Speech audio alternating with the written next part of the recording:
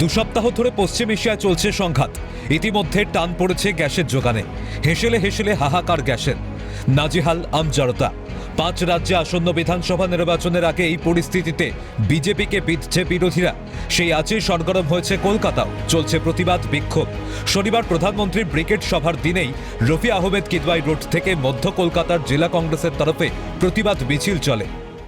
দেশ জুড়ে গ্যাস সিলিন্ডারের সংকট এবং যেভাবে গ্যাসের দাম বৃদ্ধি পাচ্ছে তার প্রতিবাদে মধ্য কলকাতা কংগ্রেসের জেলা কংগ্রেসের তরফ থেকে একটা প্রতিবাদ মিছিল এই মুহূর্তে বেরিয়েছে। যে ঠিক প্রধানমন্ত্রী শহরে আসার আগের মুহূর্তেই কিন্তু কংগ্রেসের তরফ থেকে এই মিছিল আপনারা দেখতে পাচ্ছেন। রফি আহমেদ কিদওয়াই রোড থেকে সেই মিছিল বেরিয়েছে, ওয়েলিংটন পর্যন্ত যাবে।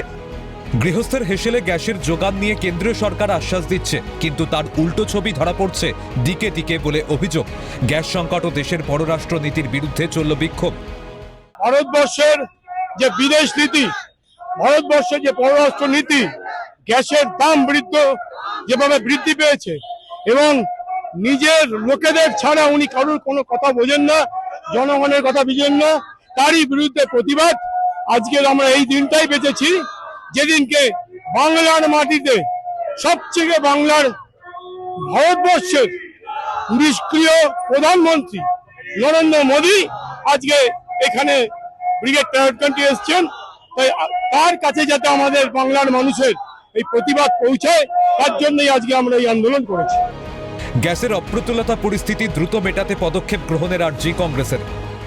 ক্যামেরায় জনি মন্ডলের সঙ্গে নজরুল ইসলাম, ক্যালকাটা নিউজ, কলকাতা।